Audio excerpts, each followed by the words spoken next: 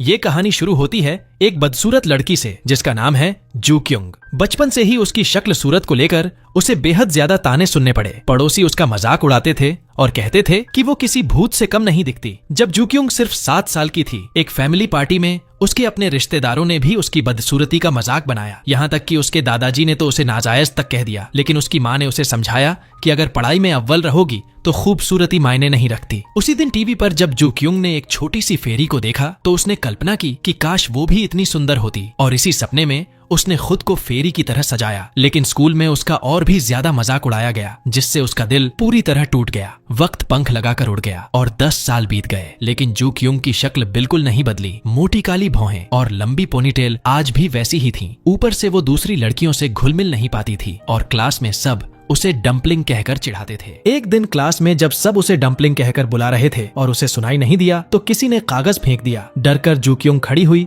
तभी क्लास की एक सुंदर लड़की ने उसे नाश्ता लाने का ऑर्डर दे दिया। जैसे ही जू क्युंग क्लास से बाहर निकली, किसी ने पीछे से अगली गर्ल कहा। गुस्से में वो वापस आई, लेकिन बस ये पूछने के लिए कि सब्जी वाला बन चाहिए या मीट वाला। और बन लेने के बाद वो कैंटीन की तरफ देखने लगी कि कहीं कोई हैंडसम लड़का दिख जाए। तभी एक बेहद हैंडसम लड़का आया और उसने जू क्युंग के हेडफोन उतार दिए। ये नार्सिसिस्टिक लड़का कोई और नहीं बल्कि वही मेल गॉड था जिसे जू क्युंग चुपचाप पसंद करती थी, और उसे देखकर वो खुद पर काबू नहीं रख पाई और बोल पड़ी कि ये कितना हैंडसम है। ये सीन क्लास की ब्यूटी ने देख लिया और उसने जू क्युंग का मजाक उड़ाया। लंच टाइम में जू क्युंग ने फिर से हान बिन को देखा और उसकी हैंडसम लुक्स पर वो और भी ज्यादा फिदा हो गई। सामने खड़े दोस्तों ने मजाक में कहा कि अगर कोई जू क्युंग को डेट करेगा तो वो उसे 10 मिलियन देंगे, लेकिन लड़के ने तुरंत मना कर दिया। और थोड़ी देर बाद जब जू क्युंग की बारी आई तो उसने हिम्मत जुटाकर हान बिन से अपने दिल की बात कहने का फैसला किया और उसे अगले दिन दोपहर मिलने के लिए बुलाया। हैरानी की बात ये थी कि बिन ने खुशी खुशी हाँ कर दी, लेकिन ये सब क्लास की ब्यूटी ने देख लिया और उसने जू क्युंग से सीधा टकराने का मन बना लिया।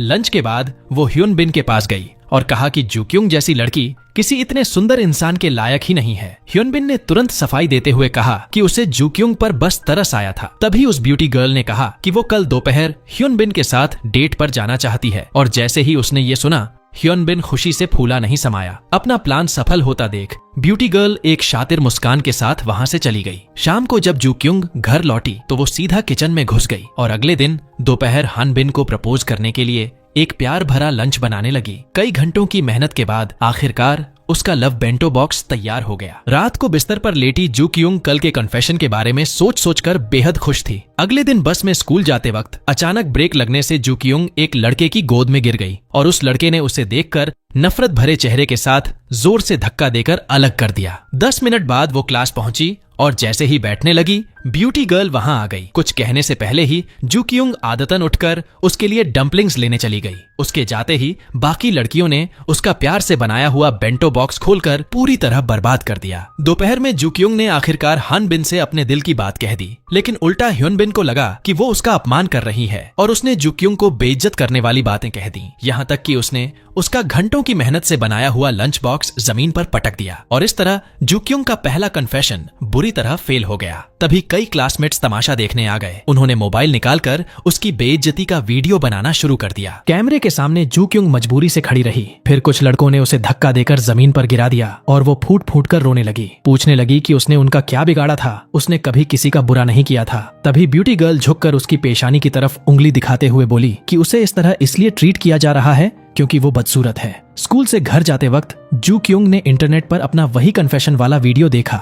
लोग कमेंट कर रहे थे कि वो दुनिया की सबसे बदसूरत लड़की है। कुछ लिख रहे थे कि वो बदसूरत और बेशर्म है और ऐसे चेहरे के साथ स्कूल कैसे जा सकती है। ये सब पढ़कर जू क्युंग अपने आंसू नहीं रोक पाई। उसे लगा जैसे बदसूरत होना कोई गुनाह हो, जैसे बदसूरत होने का मतलब ही बुलिंग झेलना हो। उसे अपने दोस्तों की बातें याद आईं कि अगर सुंदर नहीं हो सकती तो कम से कम आंखें तो होनी चाहिए, और ये भी कि उसे अपनी औकात पहचाननी चाहिए थी। बाथरूम में बैठी जू क्युंग सोचने लगी कि अगर वो कल स्कूल गई तो सब उंगली उठाएंगे। उसे महसूस हुआ कि इस दुनिया में उसे पसंद करने वाला कोई नहीं है और उसी पल उसने चुपचाप एक फैसला कर लिया। जू क्युंग लिफ्ट में गई, अपनी टूटी हुई ऐनक पहन ली और सीधे रूफटॉप पर पहुंच गई। आगे बढ़ते हुए उसने अपनी मुट्ठियां कस लीं और सामने लगे बिलबोर्ड पर बने एक मेल आर्टिस्ट को देखने लगी। अचानक उसके कदम खुद ब खुद पीछे हटने लगे और उसके मन में ख्याल आया कि वो अभी मर नहीं सकती। उसने गहरी सांसें ली और महसूस किया कि ऊपर बहुत ठंड है। तभी अचानक एक परछाई उसकी तरफ दौड़ती हुई आई और हाथ बढ़ाकर उसे पीछे खींच लिया। इसी झटके में उसकी ऐनक नीचे गिर गई और जू कियंग सीधे उस लड़के के ऊपर जा गिरी। ऐनक गिरने की वजह से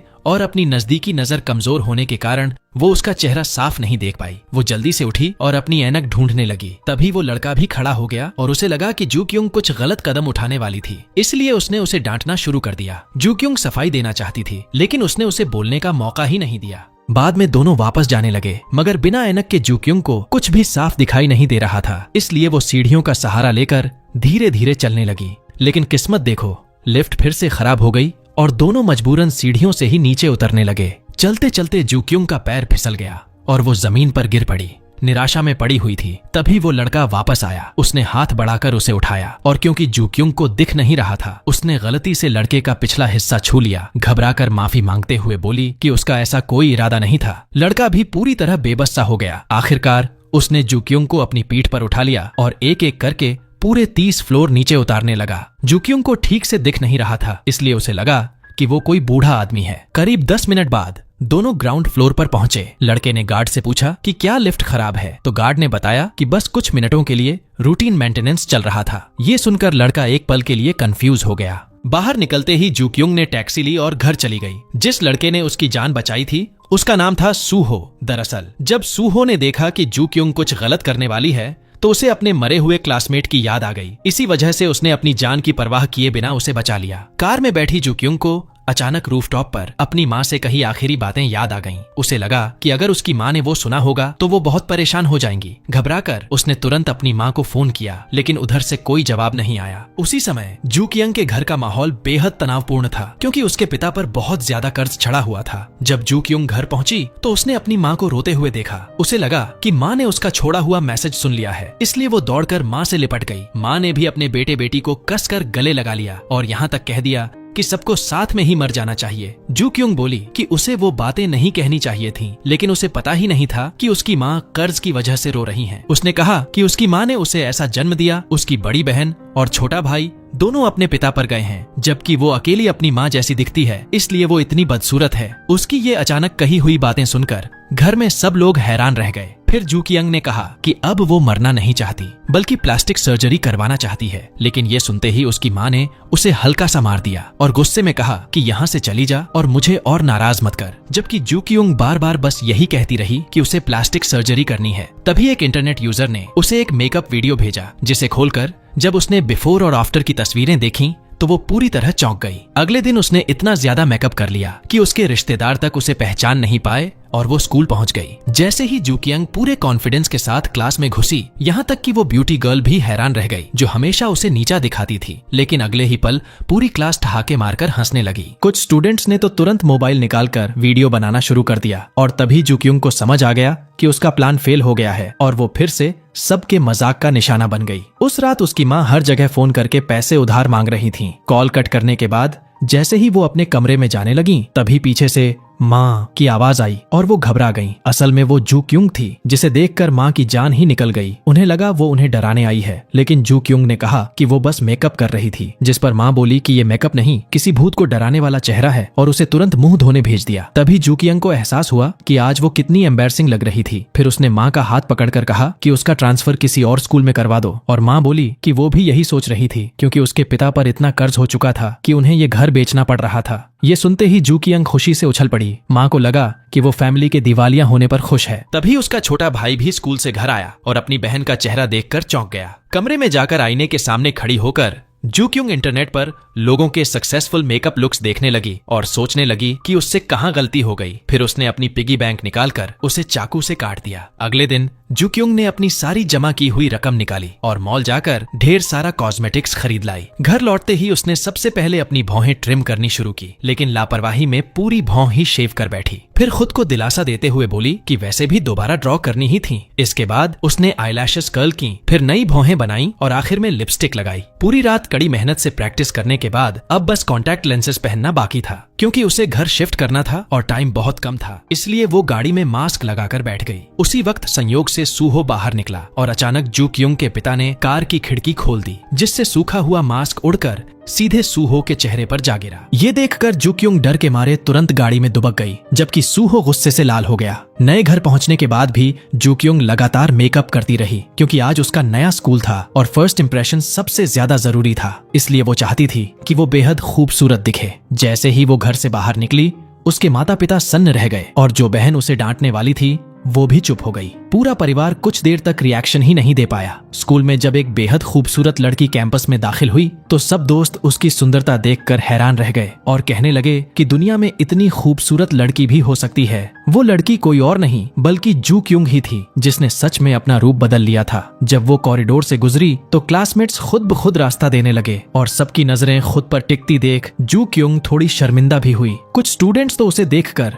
दूध तक उगल बैठे। इसके बाद जू क्युंग ऑफिस गई और रिपोर्ट करने लगी। उसकी प्यारी और सुंदर शक्ल देखकर टीचर भी उससे बहुत पोलाइटली बात करने लगे। तभी प्रिंसिपल भी वहां आ गए और बोले कि इतनी सुंदर शक्ल देखकर तो लगता है इसके मार्क्स भी बहुत अच्छे होंगे। लेकिन जैसे ही उन्होंने रिपोर्ट कार्ड उठाकर देखा, वो चुप रह गए, क्योंकि जू क्युंग हर सब्जेक्ट में लास्ट थी। टीचर कुछ पल के लिए कंफ्यूज हो गए, फिर नजर घुमाकर जू क्युंग के छोटे भाई पर टिक गई। टीचर ने जू क्युंग को समझाया कि जिंदगी में नंबरों से भी ज्यादा जरूरी चीजें होती हैं। तभी दरवाजा खुला और सूहो अंदर आया। उसे देखते ही जू क्युंग के मुंह से निकल पड़ा कि ये कितना हैंडसम है। सूहो ने टीचर को रिपोर्ट दी और तभी जू क्युंग को उसकी आवाज कुछ जानी पहचानी सी लगी, लेकिन उसे जरा भी अंदाजा नहीं था कि यही वो लड़का है जिसने 2 दिन पहले उसकी जान बचाई थी। और क्योंकि जू क्युंग ने मेकअप किया हुआ था, इसलिए सूहो उसे उस लड़की के रूप में पहचान ही नहीं पाया जिसे उसने बचाया था। जैसे ही सूहो जाने वाला था, टीचर ने उसे रोक लिया और कहा कि वो जू क्युंग को क्लास तक छोड़ आए। लेकिन कॉरिडोर में चलते हुए अचानक एक लड़की ने सूहो को प्रपोज कर दिया, जिससे वो अचानक रुक गया और उसी झटके में जू क्युंग का मेकअप उसके शर्ट पर लग गया। सूहो बात कर रहा था और जू क्युंग अपने मुंह से उस मेकअप को फूंक मारकर हटाना चाह रही थी, लेकिन उससे पहले ही सूहो ने उस लड़की का दिया हुआ गिफ्ट नीचे गिरा दिया और आराम से वहां से चला गया। जू क्युंग ने घबराकर अपना चेहरा ढक लिया और सोचने लगी कि कहीं उसका मेकअप खराब तो नहीं हो गया। वहीं क्लास में पहुंचते ही एक स्टूडेंट ने सूहो की शर्ट पर लगा फाउंडेशन देख लिया। उसने शर्ट उतारी तो दाग साफ दिखाई दिया और उसे तुरंत समझ आ गया कि ये सब जू क्युंग की वजह से हुआ है। उसी समय बाहर जू क्युंग मेकअप ठीक कर रही थी कि सूहो गुस्से में अपनी शर्ट उठाकर उसके चेहरे पर फेंक देता है। इसके बाद टीचर जू क्युंग को क्लास में लेकर आई और उसका इंट्रोडक्शन कराया। इतनी सुंदर नई स्टूडेंट को देखकर पूरी क्लास खुश हो गई। सब बहुत एक्साइटेड थे सिवाय सूहो के। टीचर ने जू क्युंग की सीट फिक्स कर दी और क्लास खत्म होते ही सारे स्टूडेंट्स उसके पास आ गए।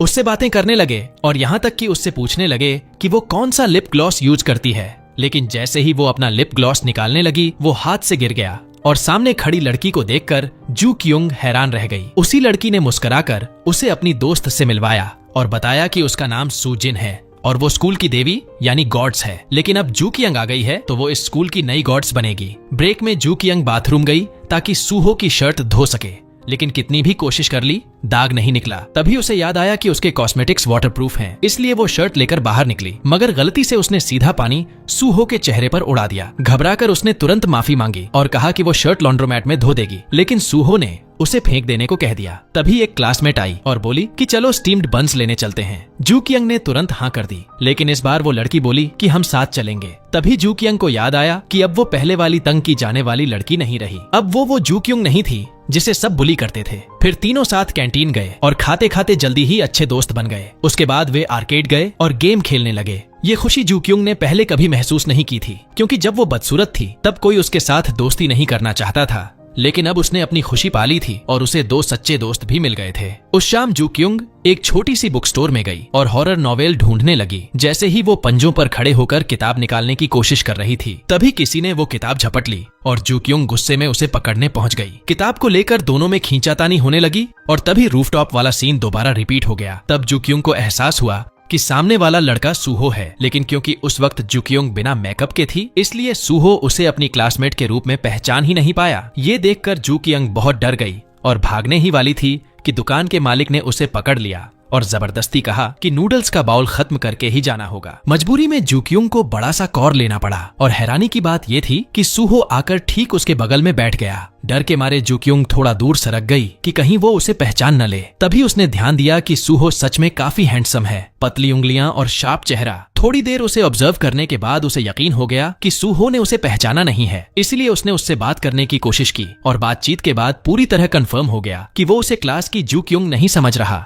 नूडल्स जल्दी जल्दी खाकर वो वहां से भागी, लेकिन एक चप्पल वहीं गिर गई। मजबूरी में उसे वापस जाकर उठाना पड़ा और फिर वो एक पैर नंगे ही बाहर भागी। घर पहुंचते ही उसके छोटे भाई ने उसका मजाक उड़ाया और कहा कि उसकी गॉड्स बनने की एक्टिंग जल्दी ही पकड़ी जाएगी, जिससे जू क्योंग को बहुत गुस्सा आया। वहीं दूसरी तरफ सूहो उलझन में था, क्योंकि उसे समझ आ गया था कि वो लड़की वही थी जिसे उसने पहले बचाया था, लेकिन वो उसके सामने अनजान बनने का नाटक क्यों कर रही थी। उसे नहीं पता था कि पिछली बार जू क्योंग उसकी शक्ल ठीक से देख ही नहीं पाई थी। अगले दिन फिर स्कूल जाने का वक्त आया तो जू क्योंग ने अपनी पलकों तक पर मोटी परत में फाउंडेशन लगाया और मन में सोच लिया कि परफेक्ट मेकअप ही उसका सहारा है। सिर्फ सुंदर बनकर ही वो सब कुछ पा सकती है। पूरे 1 घंटे की मेहनत के बाद वो फिर से एक खूबसूरत गॉडेस बन चुकी थी। जैसे ही वो अपनी बहन की कार में बैठने जा रही थी, पास की आंटी ने उसकी माँ से पूछ लिया कि इतनी सुंदर बेटी तुम्हारी कब से हो गई। माँ समझ ही नहीं पाई कि क्या जवाब दे, लेकिन ये सुनकर जू क्योंग बहुत खुश हो गई, क्योंकि इसका मतलब था कि उसका मेकअप पूरी तरह कामयाब रहा। स्कूल पहुंचकर वो डर रही थी कि कहीं सूहो उसे देख न ले और पहचान न जाए। वो सोच रही थी कि क्या वो उसे पहचान लेगा, लेकिन जैसे ही जू क्योंग ने पीछे मुड़कर देखा, सूहो ने उसे पूरी तरह इग्नोर किया और सीधे क्लास में चला गया, जिससे उसे पक्का यकीन हो गया कि उसका राज अब तक खुला नहीं है। और स्कूल के बाद जू क्योंग फिर से कॉस्मेटिक्स खरीदने दुकान चली गई। जैसे ही जू क्योंग वापस जाने वाली थी, उसने उसी ब्यूटी गर्ल को देख लिया जिसने कभी उसे बहुत बुरी तरह बुली किया था। उसे याद आ गया कि स्कूल में अपनी बदसूरत शक्ल की वजह से उसे कितनी बेइज्जती और जुल्म झेलना पड़ा था। तभी ब्यूटी गर्ल की नजर जू क्योंग पर पड़ गई। डर के मारे जू क्योंग तुरंत मुड़कर दूसरी तरफ देखने लगी, जिससे ब्यूटी गर्ल थोड़ी कंफ्यूज हो गई। फिर वो सीधा जू क्योंग की तरफ आई, लेकिन पहचान ही नहीं पाई कि ये वही लड़की है, और इसी मौके का फायदा उठाकर जू क्योंग भाग गई। उसकी आंखों से आंसू बह रहे थे। तभी अचानक सामने से एक बाइक पर कुछ लोग किसी लड़के का पीछा करते हुए आए। बाइक जैसे ही मुड़ी, जू क्योंग घबरा गई और दोनों फिसलकर जमीन पर गिर पड़े। उठते ही उसने ड्राइवर से पूछा कि वो ठीक है या नहीं। तभी पीछा कर रहे लोग भी पास आ गए। लड़के ने जल्दी से अपना हेलमेट जू क्योंग की तरफ फेंक दिया और खुद भाग निकला। ये सब देखकर जू क्योंग सदमे में खड़ी रह गई। थोड़ी देर बाद पीछा करते करते वो लड़का एक गली में फंस गया। उसका नाम था सीजून, और जैसे ही गुंडे उस पर हमला करने वाले थे, अचानक पुलिस की सायरन बज उठी। मजबूरी में सबको वहां से भागना पड़ा। उनके जाते ही जू क्योंग बाहर आई। असल में पुलिस की सायरन उसी ने बजाई थी। ये देखकर सियोजुन चौंक गया। उसे लगा कि वो भी भाग चुकी होगी। वो उससे पूछना ही वाला था कि वो कौन है, लेकिन जू क्योंग डर के मारे खुद ही भाग गई। सियोजुन ज्यादा ध्यान नहीं दिया और जाने ही वाला था कि अचानक उसे याद आया, तो उसने जोर से चिल्लाकर कहा कि उसका हेलमेट लौटा दे। लेकिन जू क्योंग ने कुछ सुना ही नहीं और यूं उसे एक फ्री हेलमेट मिल गया। उस रात जू क्योंग किताबें लौटाने के लिए डिस्गाइज करके गई, क्योंकि उसे डर था कि कहीं क्लासमेट्स न मिल जाएं। दुकान वाले अंकल ने कहा कि अभी यहाँ कोई नहीं है। ये सुनकर जू क्योंग को राहत मिली और वो कॉन्फिडेंस के साथ अंदर चली गई। जैसे ही उसने किताब चुनी और लौटने लगी, तभी उसकी टक्कर फिर से सूहो से हो गई। जू क्योंग घबरा गई और समझ नहीं पाई कि क्या करे। सूहो ने उससे पूछा कि वो नीचे क्यों नहीं आई, तो उसने झूठ बोल दिया कि वो किताब ढूंढ रही थी। तब सूहो बोला कि वो कब तक उसके सामने अनजान बनने का नाटक करती रहेगी, जबकि वो साफ साफ उसे पहचानता है। ये सुनते ही जू क्योंग बुरी तरह डर गई। घबराहट में उसका बैलेंस बिगड़ गया और वो सीधे बेंच से गिर पड़ी। दोनों कुछ सेकंड तक एक दूसरे को देखते रह गए। तभी दुकान वाले अंकल अंदर आए और दोनों घबरा गए। सूहो ने उसे आगे की तरफ धक्का दिया और तभी जू क्योंग को होश आया। जू क्योंग ने घबराकर पूछा कि क्या उसने पिछली बार यहाँ आने पर उसे पहचान लिया था, तो सूहो ने हाँ कह दिया। लेकिन जू क्योंग को नहीं पता था कि सूहो उस वक्त की बात कर रहा है जब उसने रूफटॉप पर उसे देखा था। जबकि जू क्योंग ये समझ बैठी कि उसका स्कूल वाला मेकअप वाला रूप पकड़ा गया है, यानी दोनों एक ही बात पर नहीं बल्कि बिल्कुल अलग अलग बातों पर बात कर रहे थे। इस समय जू क्योंग चाहती थी कि वो उसका राज हमेशा के लिए छुपा कर रखे, और सूहो मन ही मन समझ रहा था कि वो उस रूफटॉप वाली बात की तरफ इशारा कर रही है, इसलिए उसने हामी भर दी। लेकिन जू क्योंग को सिर्फ जुबानी वादों पर भरोसा नहीं हुआ। उसने तुरंत एक कॉन्फिडेंशियलिटी एग्रीमेंट बना डाला और सूहो से साइन करने को कहा, मगर उसने मना कर दिया। फिर दोनों की बहस एक किताब पर आ गई, जो संयोग से जू क्योंग के हाथ में ही थी, और वही किताब पाने के बदले सूहो को एग्रीमेंट साइन करना पड़ा, और ऊपर से उसे जू क्योंग को एक बाउल इंस्टेंट नूडल्स भी ट्रीट देना पड़ा। नूडल्स खाते वक्त लापरवाही में जू क्योंग की नाक पर नूडल्स लग गए। ये देखकर सूहो ने तकिया उठाकर अपना चेहरा ढक लिया और उसे डांटते हुए बोला कि वो कितनी गंदी तरह से खाती है। अगले दिन जू क्योंग ने पिछली बार सूहो की जो शर्ट खराब हो गई थी, उसे धोकर साथ में वही नॉवल भी ले आई ताकि उसे लौटा सके। लेकिन उसे ये नहीं पता था कि अगर उसने वो किताब उसे दे दी तो उसकी पहचान खुल सकती है, क्योंकि सूहो अब तक ये नहीं जानता था कि वो वही लड़की है जो उस दिन रूफटॉप पर थी। और स्कूल में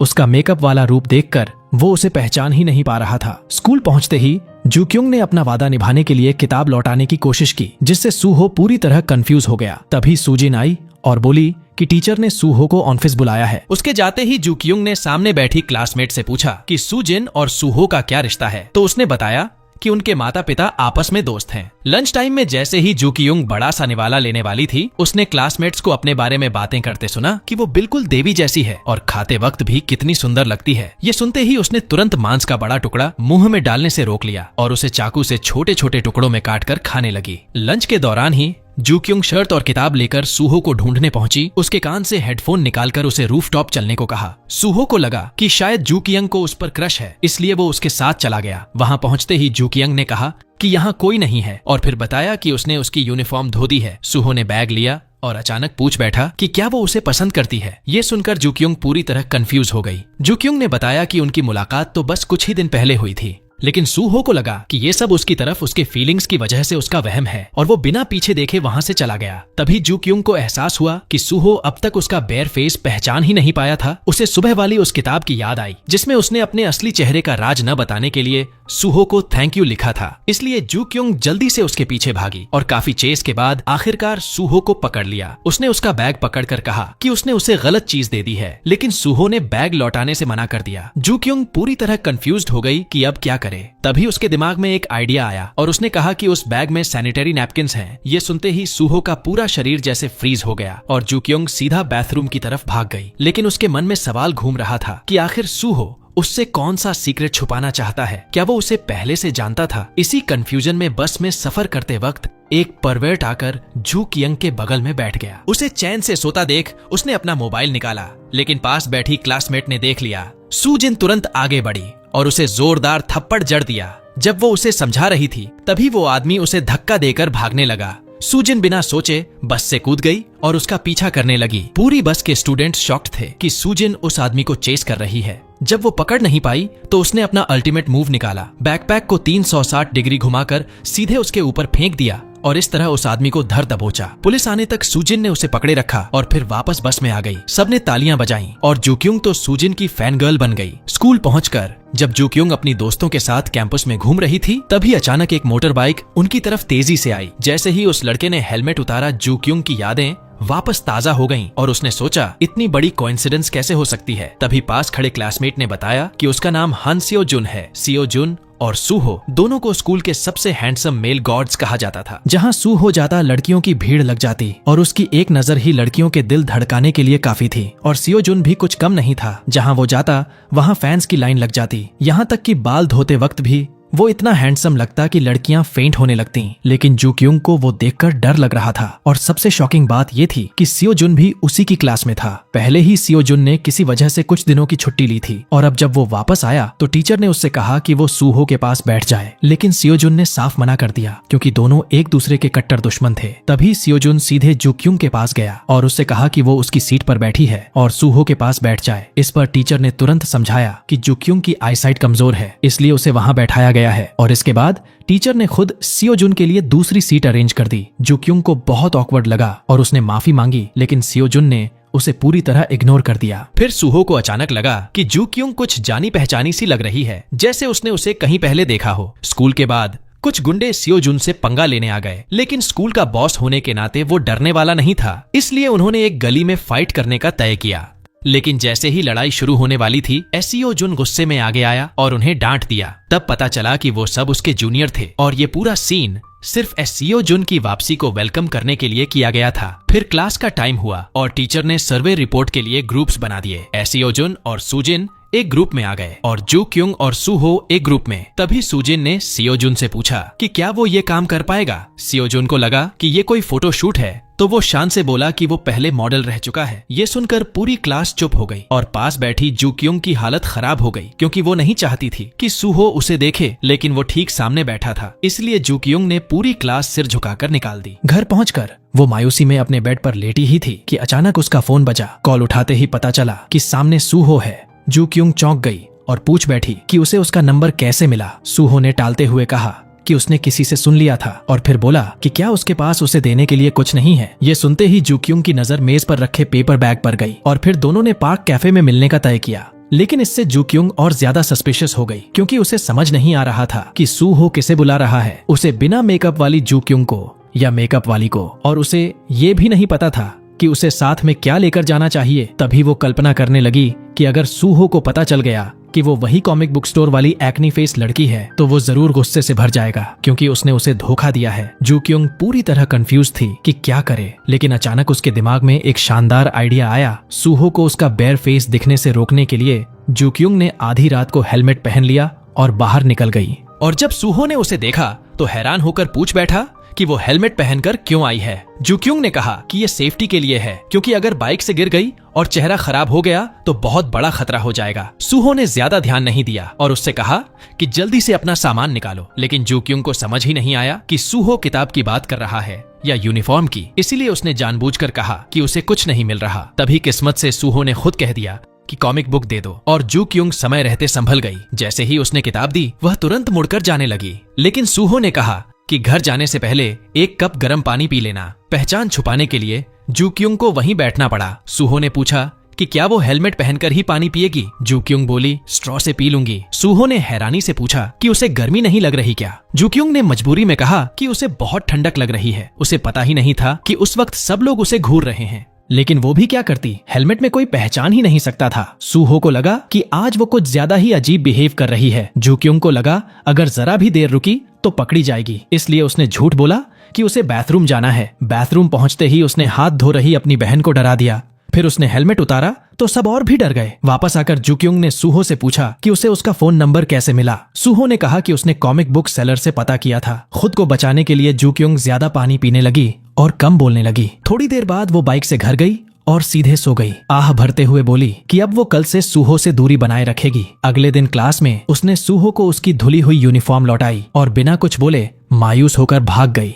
लेकिन जाते जाते एससीओजन के पैर पर पैर पड़ गया। जैसे ही एससीओजन क्लास में लौटने वाला था, उसे याद आया कि यही लड़की उसकी कीमती हेलमेट लेकर गई थी। पीई पीरियड में सब फुटबॉल खेल रहे थे कि अचानक एक बॉल बाहर आ गई। जूक्युंग उसे उठाने गई तो सियोजुन ने उस पर पैर दबा दिया और बोला कि तू ही है ना जिसने मेरी हेलमेट ली थी। जूक्युंग पल भर को जवाब नहीं दे पाई और इधर उधर इशारा कर दिया। सियोजुन घमंड से बोला कि उसे बेवकूफ मत बना। तभी अचानक एक बॉल उड़कर सीधा उसके सिर पर लगा। जूक्युंग ने बॉल उठाया और बोली कि कल वो हेलमेट लौटा देगी। जैसे ही वो मुड़कर जाने लगी, उसका बायां पैर फिर से दाएं पैर में उलझ गया और वो जमीन पर गिर पड़ी। सिजून चुपचाप मुस्कुराया। तभी सूहो वहां आ गया और उसे नजरअंदाज करते हुए आगे बढ़ गया। जूक्युंग खुद को पूरी तरह होपलेस महसूस करने लगी। उसके क्लासमेट्स ने उसे उठाया, लेकिन सूहो की दूर जाती हुई परछाई देखकर उसने फिर से आह भरी और सोचा कि कम से कम उसका सच सामने आने से तो बेहतर ही है। आज सुआ का बर्थडे था। उसके बॉयफ्रेंड ने जमीन पर फूल बिछा रखे थे और पूरा क्लासरूम सजाया हुआ था। जैसे ही सुआ अंदर आई, ये सब देखकर वो खुशी से झूम उठी। तभी दोनों किस करने ही वाले थे कि केक पकड़े हुए लड़के को अचानक चक्कर आ गया और उसने केक उछाल दिया, जो सीधा जाकर जूक्युंग के चेहरे पर लगा।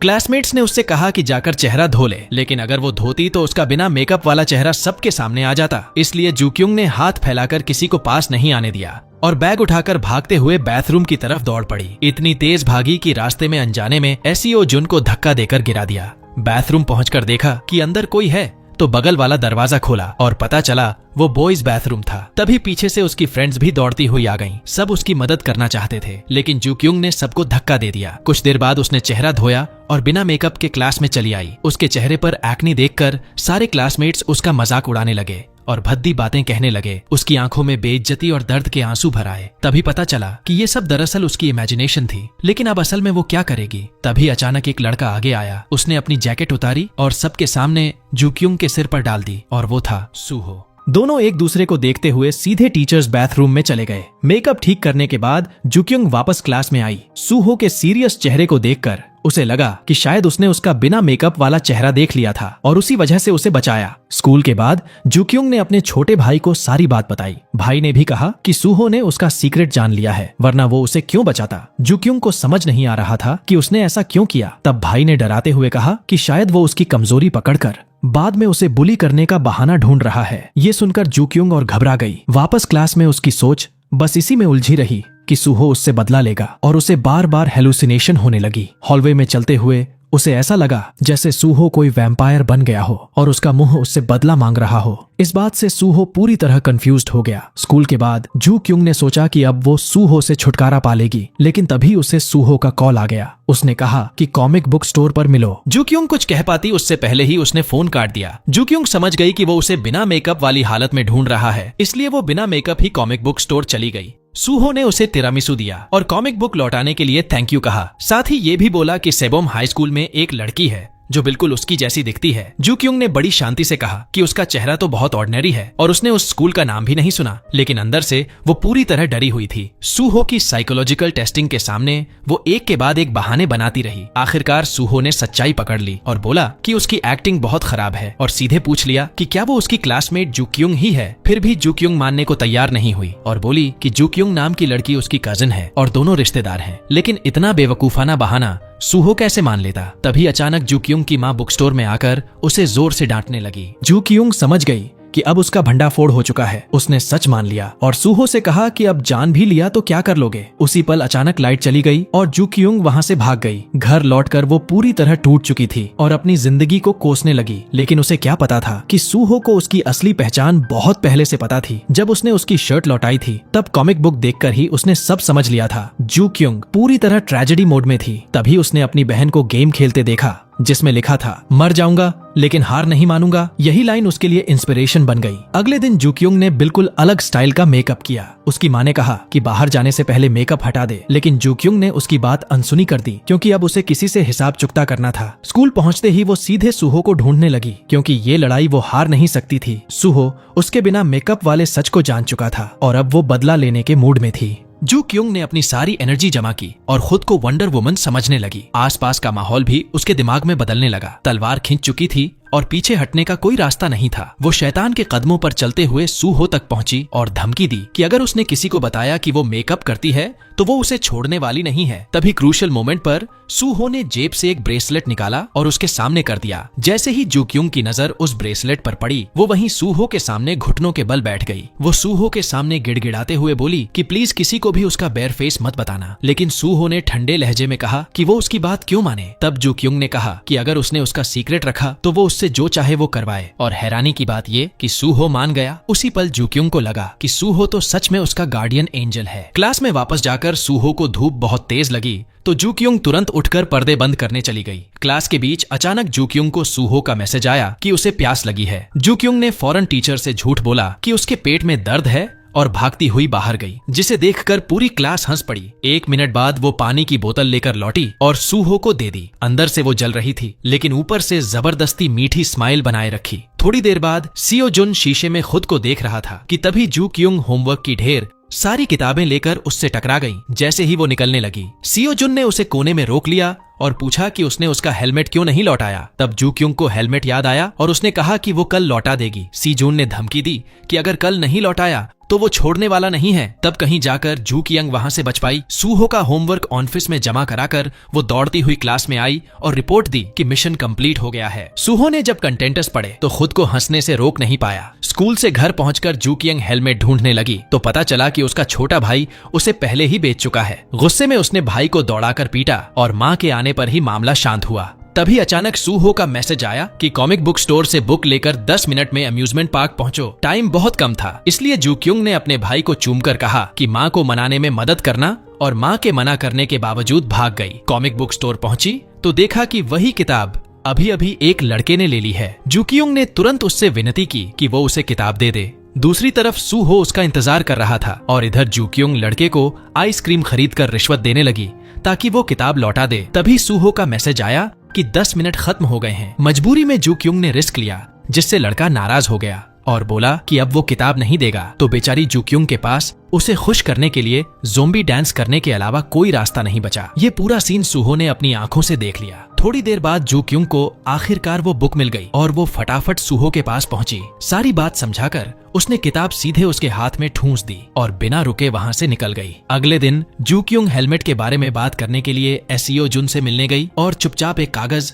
उसकी जेब में डालकर बोली कि वो उसके जाने के बाद ही पढ़े। आसपास के दोस्त समझ बैठे कि ये लव लेटर है और मजाक उड़ाने लगे कि एसियो जुन की चार्म तो आज भी वही है, लेकिन जैसे ही एसियो जुन ने कागज खोला उस पर लिखा था कि हेलमेट खो गया है। गुस्से से उसके हाथ कांपने लगे। तभी उसके दोस्त भी देखने लगे तो अपनी बेइज्जती बचाने के लिए उसने झूठ बोला कि ये भी पिछले लव लेटर्स जैसा ही है।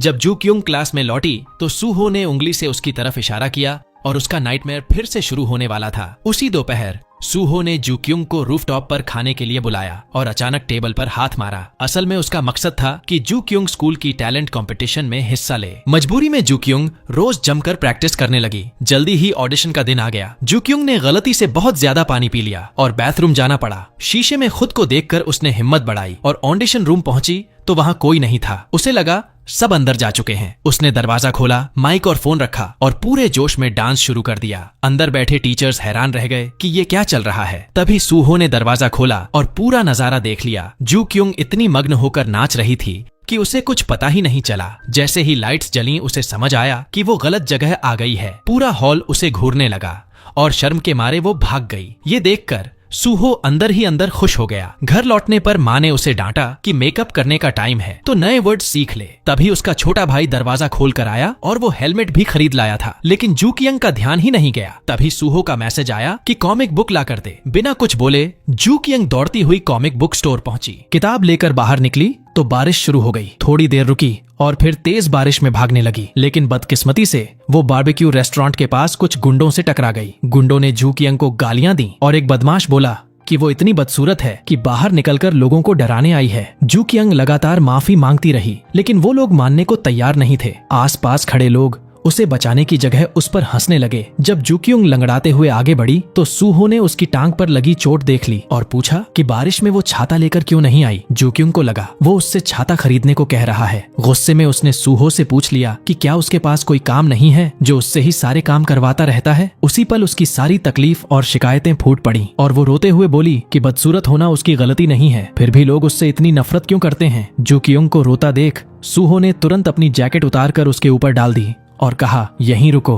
फिर वो बारिश में दौड़कर दवा लेने चला गया। दवा लेकर वापस लौटते वक्त उसे संयोग से एसियो जुन ने देख लिया। जब सूहो पुरानी जगह पहुंचा तो जू क्युंग वहां नहीं थी। घबराकर उसने उसे पुकारा। तभी पलटकर देखा तो जू क्युंग बाहर बैठी थी। सूहो दौड़कर उसके पास गया और बहुत ध्यान से उसकी टांग पर दवा लगाने लगा। असल में जू क्युंग को पता ही नहीं था कि सूहो बार बार उसे सिर्फ उसका ध्यान खींचने के लिए बुला रहा था। ये सारा सीन एसियो जुन ने देख लिया और गुस्से में बाइक स्टार्ट करके चला गया। अगले दिन खाने के समय सियो जुन ने फिर से जू क्युंग और सूहो को साथ हंसते बातें करते देखा और उसका सब्र टूट गया। वो गुस्से में सूहो के पास गया, बिना कुछ कहे उसकी ट्रे जमीन पर फेंक दी और चला गया। फिर सीधे जाकर जू क्युंग के पास बैठ गया। जू क्युंग को लगा वो हेलमेट की बात करने आया है, लेकिन सियो जुन बोला कि वो उसके साथ खाना चाहता है। ये देखकर सूहो खुद को रोक नहीं पाया और गुस्से में आगे बढ़कर सियो जुन को खींच लिया। वजह सिर्फ जू क्युंग थी। सियो जुन ने उसे जमीन पर गिरा दिया।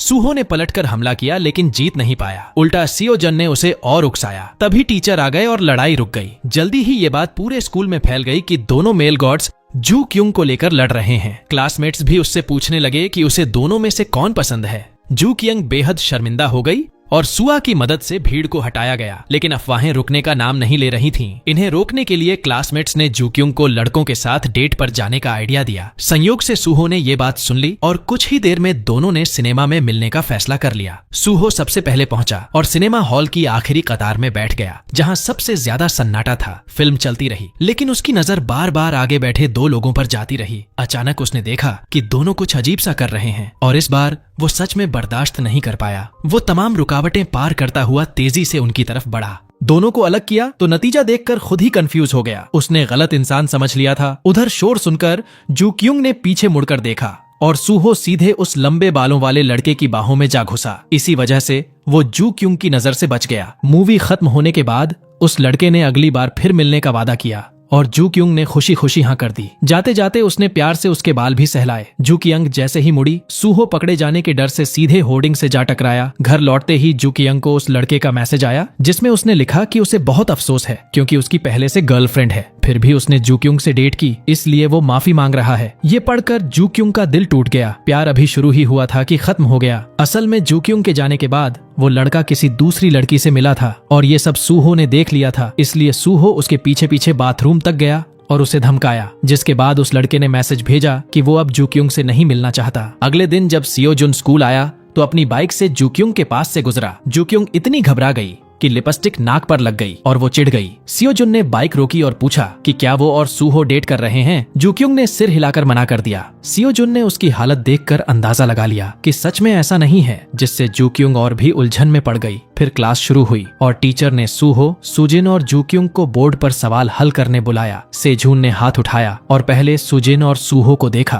फिर सूहो और जूक्युंग को देखा। सिर हिलाकर बोला कि ये नामुमकिन है, क्योंकि हर बार टेस्ट में जूक्युंग सिर्फ एक नंबर लाती है, तो उसे कुछ भी आना तो था ही नहीं। जूक्युंग ने मदद के लिए सूहो की तरफ देखा, लेकिन उसने अनदेखा कर दिया। थोड़ी देर में सुजिन और सूहो सवाल हल करके नीचे चले गए और वहां अकेली जूक्युंग रह गई, जो एक शब्द भी नहीं लिख पाई। तभी टीचर पास आए और बोले कि सब छात्रों के सवाल अलग अलग हैं, इसलिए दूसरों की कॉपी देखने से कोई फायदा नहीं होगा। ये सुनकर सियोजुन जोर से हंस पड़ा और टीचर ने उसे इतना खुश देखकर तुरंत उसे ही सवाल हल करने के लिए बुला लिया। जूक्युंग खुशी खुशी अपनी सीट पर लौट आई, लेकिन सियोजुन भी बिल्कुल जूक्युंग जैसा ही था, क्योंकि दोनों ही क्लास के सबसे कमजोर स्टूडेंट्स थे, इसलिए कोई भी सवाल का जवाब नहीं दे पाया। स्कूल के बाद जूक्युंग अपनी माँ की दुकान पर मदद करने चली गई। तभी अचानक सियोजुन और उसकी माँ भी उसी दुकान पर आ गए और उन्हें देखते ही जूक्युंग पूरी तरह घबरा गई। उसके दिमाग में यही चल रहा था कि ये यहाँ क्यों आ गया, क्योंकि बिना मेकअप के वह किसी को भी खुद को दिखाना नहीं चाहती थी। लेकिन तभी उसकी माँ ने सियोजुन को देखकर उसकी खूब तारीफ की और कहा कि वो कितना हैंडसम है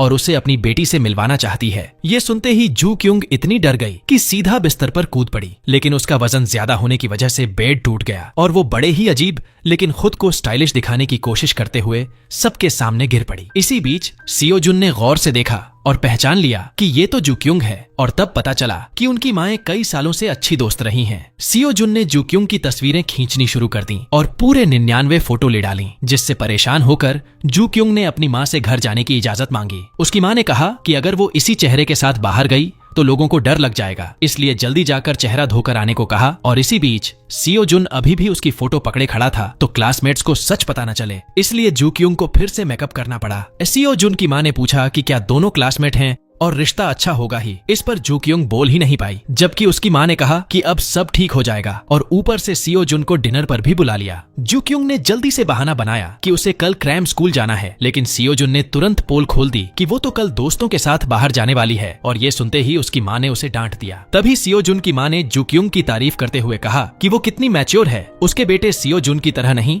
जो हमेशा मोटर बाइक चलाता रहता है। और क्योंकि सियोजुन इन दिनों बाइक नहीं चला रहा था, जूक्युंग को बदला लेने का मौका मिल गया। उसने तुरंत कहा कि वो तो रोज बाइक चलाता है। सियोजुन उसे चुप कराने की कोशिश करने लगा, लेकिन जूक्युंग ने उसे साइड कर दिया और बोलती रही कि वो इतनी तेज बाइक चलाता है कि लगभग उसे टक्कर मार ही देता। ये सुनकर सियोजुन की माँ ने कहा कि अगर कभी उसे बाइक चलाते देखो तो जरूर बताना। और जूक्युंग ने पूरे कॉन्फिडेंस से कहा कि वो ये मिशन जरूर पूरा करेगी। और अगले ही दिन मौका मिलते ही उसने झट से फोन निकाला और उसकी फोटो खींच ली। जैसे ही सियोजुन ने ये देखा, उसने भी रात में ली हुई जूक्युंग की फोटो निकाल ली और उसे धमकाते हुए कहा कि वो उसकी सारी तस्वीरें डिलीट कर दे, वरना वो ये फोटो पूरी क्लास को दिखा देगा। और दोनों की ये भाग दौड़ वाली लड़ाई गलती से सूहो ने देख ली। बाद में सूहो ने जूक्युंग को पकड़कर कहा कि अगर उसके पास करने को कुछ नहीं है तो बेवजह हंगामा करना बंद करे, और अगर टाइम है तो एक्स्ट्रा क्लासेस ज्वाइन करे। ब्रेक के दौरान जूक्युंग ने देखा कि सियोजुन अपने दोस्तों के साथ मोबाइल में कुछ देख रहा है, तो उसे लगा कि उसकी फोटो लीक हो गई है। तभी उसकी नजर सियोजुन की बाइक की चाबी पर पड़ी और वो बिना कुछ बोले उसे उठाकर भाग गई। सियोजुन ने ये देखा तो तुरंत उसके पीछे दौड़ा और आखिरकार उसे पकड़ ही लिया। तभी अचानक सूहो भी सामने आ गया और हालात ऐसे हो गए कि जूक्युंग की एक एक बांह दोनों ने पकड़ ली। जूक्युंग ने पहले सियोजुन को देखा, फिर सूहो को, और गुस्से में खुद को दोनों से छुड़ा लिया, क्योंकि वो नहीं चाहती थी कि पिछली बार की तरह दोनों उसके सामने लड़ें और सारी मुसीबत फिर उसी पर आ जाए। इसलिए उसने चाबी सियोजुन को लौटा दी और सूहो से भी जाने को कह दिया। इतना कहकर उसने दोनों को धक्का दिया और जल्दी से वहां से चली गई। एग्जाम के बाद सब लोग कराओके जाने का प्लान बनाते हैं। सब डांस और सिंगिंग में मस्त थे, लेकिन सूहो अकेला बैठा खोया खोया सा था। तभी उसकी नजर जूक्युंग की सफेद जांघों पर पड़ गई और वो इतना शर्मिंदा हो गया कि उसने तुरंत एक तकिया उठाकर उसकी जांघों पर रख दिया। बाद में जूक्युंग जब बाथरूम से बाहर निकली तो पास वाले कमरे से आती आवाजों ने उसका ध्यान खींचा। खिड़की से झांक कर देखा तो उसे सियोजुन की मोटर बाइक नजर आ गई और बदला लेने के इरादे से वो नीचे गई और बाइक को जोर जोर से लात मारने लगी। लेकिन तभी सियोजुन बाहर आ गया और पूछने लगा कि वो क्या कर रही है, तो जूक्युंग ने साफ मना कर दिया कि उसने बाइक को छुआ तक नहीं, जिस पर सियोजुन ने ताना मारा कि क्या उसे अंधा समझ रखा है। तभी जूक्युंग ने सूहो को फिर से देख लिया और दोनों की मुलाकात होते ही झगड़ा न हो जाए। इस डर से उसने तुरंत सियो जुन का हाथ पकड़कर उसे वहां से खींच लिया, लेकिन बदकिस्मती से रास्ते में गुंडों का एक गिरोह मिल गया। जू क्युंग को याद आ गया कि पिछली बार इसी गैंग ने सियो जुन को पीटा था। सियो जुन ने उसे पहले भाग जाने को कहा, लेकिन जू क्युंग ने कहा कि भले ही उसे मार्शल आर्ट्स नहीं आती, फिर भी वो अपने दोस्त को अकेला छोड़कर नहीं जा सकती, और उसने सियो जुन का हाथ पकड़कर उसे लेकर दौड़ लगा दी। उसी वक्त सूहो ने ये सब देख लिया और जू क्युंग के पीछे पीछे दौड़ पड़ा, क्योंकि उसे डर था कि कहीं उसे तंग न किया जाए। और काफी पीछा करने के बाद जू क्युंग और सियो जुन आखिरकार उन गुंडों से बच निकलने में कामयाब हो गए। लेकिन सूहो उन गुंडों के सामने आ गया और उन्होंने पहचान लिया कि वो भी सेबोम हाई स्कूल का ही स्टूडेंट है। जैसे ही सूहो वहां से जाने लगा, एक गुंडे ने उसे रोक लिया और समझ लिया कि उसे एसियो जुन ने भेजा है। इसी गलत फहमी में वहीं पर लड़ाई छिड़ गई। सूहो ने मार्शल आर्ट सीखी हुई थी, इसलिए वो उन गुंडों से डरता नहीं था, लेकिन अकेला होने की वजह से पूरे गैंग को हराना उसके लिए भी मुश्किल था। गुंडों ने उसे पकड़ लिया और उस पर घूंसे बरसाने लगे। दूसरा पंच पड़ने ही वाला था कि तभी पेट्रोलिंग पुलिस वहां पहुंच गई और एक बड़ा हादसा होते होते टल गया। दूसरी तरफ जू कियंग सी जून की मोटर बाइक से घर जाने की तैयारी कर रही थी, लेकिन उससे पहले एसियो जुन उसे कॉमिक बुक स्टोर ले गया और वहां किस्मत से सूहो भी आ गया। जैसे ही जू क्युंग ने दोनों को आमने सामने देखा, उसका दिल घबरा गया और उसने सोचा कि ये दोनों जरूर पिछले जन्म में पति पत्नी रहे होंगे। एक्सपेरिमेंट क्लास में सूहो ने जू क्युंग को खींचकर अपने पास बिठाया और पहले एक क्लासमेट को मैंगो जूस दिया, फिर जू क्युंग को स्ट्रॉबेरी जूस की बोतल पकड़ा दी।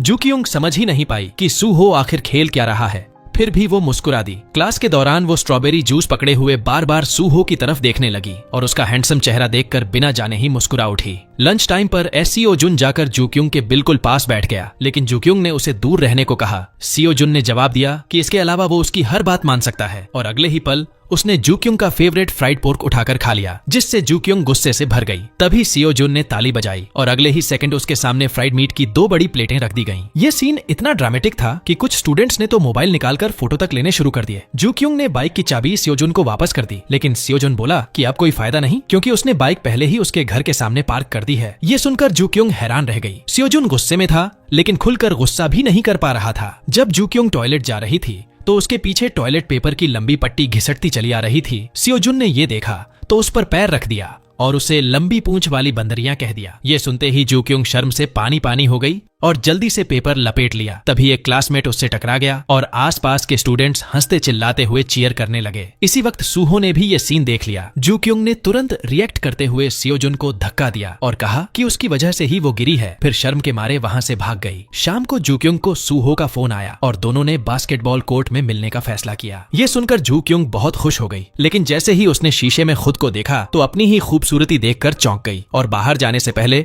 उसने खुद को और भी सुंदर बनाने के लिए शानदार मेकअप कर लिया। दोनों ने साथ में बिल्ली के साथ खेला, साथ में बास्केटबॉल खेला और साथ साथ सड़क पर घूमे। इस तरह उनके बीच की फीलिंग्स बहुत जल्दी गहरी हो गईं। अगले दिन जब जू क्युंग स्कूल पहुंची तो उसने देखा कि कुछ लोग एक लड़की को बुली कर रहे हैं और वो लड़की बिल्कुल उसी की तरह थी जैसी वो पहले हुआ करती थी। ये देखकर जू क्युंग को अपना पुराना दर्द याद आ गया। दोपहर तक भी वो लोग उस लड़की को छोड़ नहीं रहे थे, तो जू क्युंग ने हिम्मत दिखाते हुए उन पर पानी से भरी बाल्टी उड़ेल दी ताकि उनकी गुंडागर्दी रोकी जा सके। किसी के आते ही बुली की गई लड़की वहां से भाग गई और जू क्युंग भी उसके पीछे निकल गई, जबकि बदमाश जू क्युंग को भी गालियां देने लगे। ये सुनकर सूजिन से रहा नहीं गया और उसने बदमाशों को सख्त चेतावनी दी कि आगे से बात करते समय जुबान संभाल कर रखें। अगले दिन जू क्युंग गोवून नाम की लड़की से मिलने गई, क्योंकि उस दिन गोवून का परफॉर्मेंस था। उसका मेकअप देखकर जू क्युंग को लगा कि वो बिल्कुल उसकी पुरानी जैसी दिख रही है, इसलिए उसने खुद गोवून का मेकअप करने का फैसला किया। थोड़ी देर बाद जब गोवून स्टेज पर आई तो पूरा ऑडिटोरियम उसकी खूबसूरती की तारीफ करने लगा और लोग लगातार उसकी प्रशंसा करते रहे। उस पल गोवून में ऐसा कॉन्फिडेंस आया जो उसने पहले कभी महसूस नहीं किया था। यहाँ तक कि जू क्युंग का छोटा भाई भी उसे देखकर दंग रह गया। शो खत्म होते ही गोवून दौड़कर जू क्युंग को धन्यवाद कहने आई। तभी सियो जुन फूलों का गुलदस्ता लेकर वहाँ पहुंचा और गोवून ने उसे देखते ही भैया कहकर पुकारा। तभी जू क्युंग को पता चला कि दोनों भाई बहन हैं। जू क्युंग शहर की सबसे खूबसूरत देवी मानी जाती थी, लेकिन हर टेस्ट में उसके नंबर बेहद खराब आते थे। जब उसकी माँ ने उसकी रिपोर्ट कार्ड देखी तो गुस्से में ठंडी होने के लिए पंखा निकाल लिया, लेकिन गलती से पंखा क्लास टीचर के चेहरे की तरफ चला गया और टीचर ने तुरंत अपने बालों से अपनी भौहें ढक लीं। असल में टीचर जन्म से ही बिना भौहों के थे। उन्होंने घबराकर जू क्युंग की माँ से पूछा कि क्या उन्होंने कुछ देखा। तब जू क्युंग की माँ ने उन्हें अपना विजिटिंग कार्ड दे दिया और बताया कि वो आईब्रो टैटू आर्टिस्ट हैं। बाहर निकलते वक्त जू क्युंग की माँ की नजर अपने दिल के हीरो पर पड़ गई, जो कोई और नहीं बल्कि सूहो के पिता थे। बड़े स्टार होने की वजह से उनके चारों तरफ तुरंत मिडिल एज औरतों की भीड़ जमा हो गई। जूक्युंग की माँ भी उनकी हैंडसमनेस पर फिदा हो गई और मजाक में बोली, क्या मैं तुम्हें पैसे देकर खरीद सकती हूँ? ये सुनते ही सब चौंक गए। असल में वो उनसे ऑटोग्राफ मांग रही थी। अपनी माँ की ये हालत देखकर जूक्युंग इतनी शर्मिंदा हुई कि वहां से भाग गई और थोड़ी देर बाद सूहो अपने पिता से मिलने आया और पूछा कि आप स्कूल क्यों आए थे। दरअसल पिता और बेटे के रिश्ते अच्छे नहीं थे। इसी दौरान जूक्युंग की माँ वहां दौड़ती हुई आ गईं और जूक्युंग चाहकर भी उन्हें रोक नहीं पाई। जैसे ही उन्हें पता चला कि सूहो और जूक्युंग क्लासमेट हैं, वो खुशी से झूम उठी। सूहो शर्म से वहां से चला गया। दोपहर में जब एक्सपेरिमेंट क्लास का टाइम हुआ तो पहले हुई बहस की वजह से दोनों एक दूसरे से बात नहीं करना चाहते थे। जैसे ही जूक्युंग बाहर जाने लगी, किसी ने उसे पीछे से पकड़ लिया। उसे लगा कि सूहो ने रोका है, इसलिए उसने गुस्से में कहा कि हाथ छोड़ दो। लेकिन जब पीछे मुड़कर देखा तो पता चला कि उसकी शर्त कहीं अटक गई थी। ये देखकर वो शर्म के मारे वहां से भाग गई। घर पहुंचकर जैसे ही उसने मोजे उतारे तो अचानक अपने घर में सूहो को देखकर चौंक गई। उसकी माँ ने पूछा कि वो इतनी हैरान क्यों हो रही है, लेकिन जूक्युंग कुछ बोले बिना शर्माते हुए ऊपर भाग गई। असल में उसकी माँ कॉमिक बुक स्टोर में उसे ढूंढने गई थी और वहां गलती से सूहो से मिल गई। और क्योंकि सूहो उसी इंसान का बेटा था जिसे वो पसंद करती थी, इसलिए उसे घर ले आई। खाने के वक्त जूक्युंग की माँ खुद अपने हाथों से सूहो को खिलाने लगी। तभी जूक्युंग के छोटे भाई ने सूहो की शर्त उठाकर पूछा कि क्या ये असली है, और अगले ही पल बोला कि कुछ दिन के लिए वो शर्ट उसे पहनने को दे दे। सूहो ने मुस्कुराकर कहा कि अगर पसंद है तो मैं तुम्हें दे दूंगा। ये सुनकर उसका भाई खुशी से उछल पड़ा। जूक्युंग ने गुस्से में अपने भाई को लात मारी, लेकिन भाई ने उसका पैर पकड़ लिया और दोनों टेबल के नीचे ही लड़ने लगे। इसी खींचतान में उसका भाई उसे खींच बैठा और जूक्युंग सीधा सूहो की बाहों में गिर पड़ी। तभी नशे में धुत बड़ी बहन घर लौटी और गलती से बिजली की तार काट दी, जिससे पूरे घर की लाइट चली गई और सब घबराकर इधर उधर भागने लगे। जब जूक्युंग ने टॉर्च जलाई तो देखा कि सब एक दूसरे के ऊपर गिरे पड़े हैं। सिर्फ नशे में बहन आराम से खाना खा रही थी। अगले दिन रविवार था और बहन जूक्युंग को सोना ले गई। जूक्युंग अकेली सोना में बैठी थी। समय पूरा होने पर जैसे ही बाहर निकली, उसकी टक्कर सियोजुन से हो गई। वो डर के मारे तुरंत मुड़ गई, क्योंकि उसने मेकअप नहीं किया था और किसी को अपना असली चेहरा दिखाना नहीं चाहती थी। लेकिन किस्मत से उसने समय रहते खुद को संभाल लिया। जूक्युंग का दिल जोर जोर से धड़क रहा था। उसे समझ नहीं आ रहा था कि ये दोनों इतने आराम से बात कैसे कर रहे हैं, और ऊपर से दोनों ने शर्त भी लगा ली कि कौन पहले सोना से बाहर निकलेगा। 1 घंटे बाद जूक्युंग गर्मी से पूरी तरह पसीने में भीग चुकी थी। मोटा लड़का सियोजुन से पूछता है कि उसकी गर्लफ्रेंड कैसी है, और साथ ही जूक्युंग की खूबसूरती की तारीफ कर देता है। लेकिन सियोजुन तुरंत पलटकर कहता है कि उसमें खूबसूरत जैसा क्या है। पहले से ही गर्मी से परेशान जूक्युंग को जब सियोजुन के मुंह से खुद को बदसूरत कहा गया तो उसका गुस्सा और भड़क गया। तभी मोटे लड़के की नजर जूक्युंग पर पड़ती है और वो सियोजुन से कहता है कि लगता है वो लड़की वहाँ 1 घंटे से हिली भी नहीं है, कहीं मर तो नहीं गई। मोटा लड़का उठकर उसे आवाज देने ही वाला होता है कि जूक्युंग अपनी नाक ढककर बोलती है कि उसे यहाँ बहुत आराम मिल रहा है और उनसे कहती है कि उसकी चिंता न करें। जिस पर मोटा लड़का कहता है कि यही तो असली एक्सपर्ट है और सियोजुन के साथ उसकी लड़ाई बेकार है। मोटा लड़का आइसक्रीम लेने बाहर भागता है और सियोजुन भी उसके पीछे चला जाता है। तभी जूक्युंग अब और बर्दाश्त नहीं कर पाती और रेंगते हुए बाहर निकलती है। बाहर आते ही बहन उसे तुरंत कन्वीनियंस स्टोर से खाने का सामान लाने भेज देती है और वहीं पास में खड़े सूहो की नजर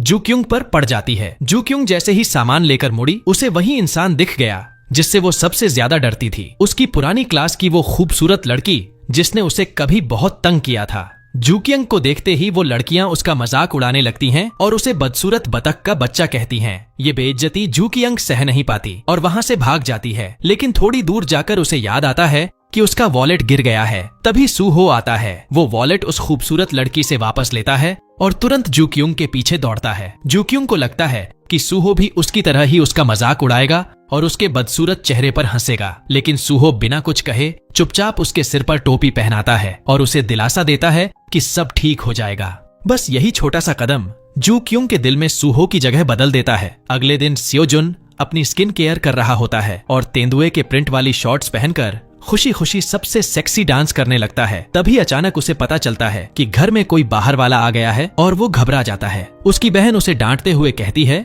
कि घर में रहते वक्त थोड़ा नॉर्मल रहा कर। सियोजुन नीचे देखता है और शांत चेहरा बनाकर जूक्युंग को हेलो कहता है और फिर दोबारा नाचने लगता है। जैसे ही वो ऐसी जगह पहुंचता है जहां कोई नहीं होता, वो बेड पर कूदकर शर्म से चीख पड़ता है। जूक्युंग उसकी आवाज सुनकर कहती है कि उसने कुछ भी नहीं देखा। लेकिन ये सुनकर सियोजुन और ज्यादा शर्मिंदा हो जाता है। जूक्युंग के जाने के बाद सियोजुन जल्दी से उसके पीछे दौड़ता है और आखिरकार उसके बाल पकड़ लेता है। सच में ये दोनों एक दूसरे के पक्के दुश्मन बन चुके थे। अचानक जूक्युंग बोलती है कि उसने सब कुछ देख लिया। ये सुनते ही सियोजुन घबरा जाता है और पूछता है उसने क्या देखा। तब जूक्युंग मजाक उड़ाते हुए कहती है कि उसने लेपर्ड प्रिंट वाली पैंटी देख ली। इतना कहकर वो सियोजुन की पैंट की तरफ देखने लगती है, जिससे सियोजुन आग बबूला हो जाता है। अगले दिन जब जूक्युंग स्कूल जाती है तो फिर से सियोजुन के सामने पहुंचती है और उछलकर उसके सामने से निकल जाती है। सियोजुन उसे जाते हुए देखता रहता है और उसे महसूस होता है कि शायद उसे जूक्युंग से प्यार हो गया है। इसी बीच गुंडों को सियोजुन और जूक्युंग की एक फोटो मिल जाती है और उन्हें लगता है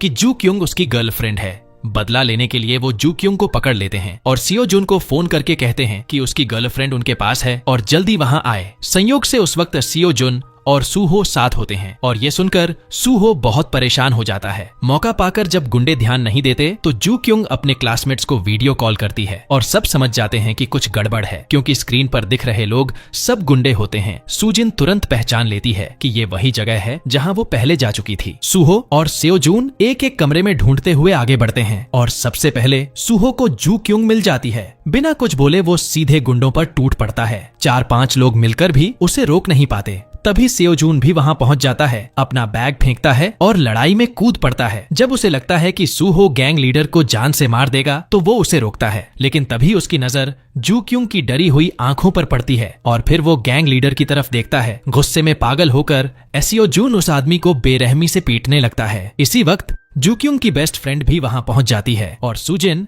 बिना कुछ कहे सीधे उस आदमी को लात मारकर गिरा देती है। फिर बाकी लड़कियां भी लड़ाई में कूद पड़ती हैं और मुकाबला जबरदस्त हो जाता है। सियोजुन और सूहो दोनों ताइक्वांडो के मास्टर होते हैं और लड़कियों की मार्शल आर्ट्स के साथ मिलकर कुछ ही देर में गुंडे पिटने लगते हैं। चीख पुकार के बीच स्टूडेंट्स की टीम की शानदार जीत हो जाती है। अगले दिन कराओके बार का मालिक स्कूल आ जाता है और इस वजह से सभी को स्कूल की तरफ से सजा मिलती है। स्कूल के बाद सूहो उस लड़के को ढूंढता है जिसने जूक्युंग को बुली किया था और अपनी स्कूल आइडल वाली ताकत से उसे मजबूर करता है कि वो जूक्युंग से माफी मांगे। वो लड़का पूरी तरह बेबस हो जाता है और उसी रात जूक्युंग से मिलने चला जाता है। जूक्युंग को लगा कि वो लड़का फिर से झगड़ा करने आया है, इसलिए उसने घबराकर उसके चेहरे पर पेपर स्प्रे छिड़क दिया। लड़का तुरंत घबरा गया और बोला कि वो माफी मांगने आया है। माफी मांगते ही वो वहां से भाग गया, लेकिन जूक्युंग उसके इस अजीब से अपॉलॉजी से और भी ज्यादा कंफ्यूज्ड हो गई। अगले दिन सियोजुन को किसी तरह एग्जाम में 50 मार्क्स मिल जाते हैं और पूरी क्लास हैरानी से चिल्ला उठती है। यहाँ तक कि सियोजुन खुद भी अपने रिजल्ट पर यकीन नहीं कर पाता। फिर वो घमंड से जूक्युंग से पूछता है कि उसे कितने मार्क्स मिले और जब उसे पता चलता है कि जूक्युंग को सिर्फ 49 मार्क्स आए हैं तो वो उसका खुलकर मजाक उड़ाता है और उसे नीचा दिखाता है। इसी बीच सूजिन बहुत परेशान होती है, क्योंकि अगर वो एग्जाम में फर्स्ट नहीं आई तो उसका फादर उसे बेरहमी से मारेगा। उसी रात जूक्युंग घर लौटती है और उसके खराब मार्क्स की वजह से उसकी माँ उसके सारे कॉस्मेटिक्स फेंक देती है। ये देखकर जूक्युंग फूट फूट कर रोने लगती है। तभी सूहो उसे मिलने आता है। दरवाजा बंद न होने की वजह से वो अंदर आ जाता है और ठीक उसी वक्त जूक्युंग रोती हुई बाहर निकलती है। सूहो डर के मारे तुरंत दरवाजा बंद करके एक तरफ छिप जाता है। जूक्युंग बाहर जाकर कूड़े के पास अपने फेंके हुए कॉस्मेटिक्स ढूंढने लगती है। उसकी हालत देखकर सूहो उसे बाहर नूडल्स खिलाने ले जाता है। नूडल्स खाते हुए भी उसे ऐसा लगता है जैसे वो एबलोने खा रही हो। सूहो के साथ होने से उसका मूड थोड़ा ठीक हो जाता है और फिर सूहो उसे घर छोड़ने जाता है। रास्ते में जूक्युंग गलती से एक केंचुए पर पैर रख देती है और डर के मारे हिल भी नहीं पाती। मजबूरी में सूहो नीचे बैठकर उसके जूते उतारता है और उसे कहता है कि एक पैर पर खड़ी रहोगी तो गिर जाओगी, इसलिए बैठ जाओ। जूक्युंग थोड़ी झिझक के बाद उसके कंधे पर बैठ जाती है, लेकिन सूहो कहता है कि मैंने वहां बैठने को कहा था। ये सुनकर जूक्युंग और भी ज्यादा शर्मिंदा हो जाती है। वो अपने कॉस्मेटिक्स उठाकर घर जाने लगती है। तभी सूहो उसे रोककर दीवार से लगा देता है। जूक्युंग भी घबराकर आंखें बंद कर लेती है, लेकिन वो उसे एक हेयरपिन पकड़ा देता है। अगले दिन जूक्युंग वही हेयरपिन लगाकर एक्स्ट्रा क्लासेस जाती है। सूहो उसे लेने आया होता है, लेकिन तभी वो देखता है कि सूजिन बहुत उदास है। वो उसके पीछे जाता है और पूछने पर पता चलता है कि वो एग्जाम में फर्स्ट नहीं आई और उसके फादर ने उसे डांटा है। उसी वक्त जूक्युंग वहां पहुंचती है और गलती से देख लेती है कि सूजिन सूहो के कंधे पर सिर रखकर रो रही है। जूक्युंग को याद आता है कि सूहो ने पहले कहा था कि उसे कोई पसंद है और वो गलत फहमी में पड़ जाती है। जब वो एक्स्ट्रा क्लासेस में जाती हैं तो सूहो जूक्युंग से कहता है कि वो उसके पास बैठे, लेकिन जूक्युंग पीछे की ओर इशारा कर देती है, मतलब अब वो उसके साथ बैठना नहीं चाहती। अब असली सवाल ये है, क्या सच में सूहो का दिल सुजिन के लिए धड़कता है, या ये सब सिर्फ जूक्युंग की एक और दर्दनाक गलतफहमी है? और स्योजुन, क्या वो कभी हिम्मत करके जूक्युंग से अपने दिल की बात कह पाएगा? इन सभी सवालों के जवाब हमें पार्ट 2 में मिलेंगे, इसलिए हमारे चैनल को जरूर सब्सक्राइब करो, बेल आइकन दबाओ ताकि कोई भी अगला वीडियो मिस न हो जाए। तुम्हारा कीमती वक्त देने के लिए बहुत बहुत धन्यवाद। फिर मिलेंगे अगले वीडियो में।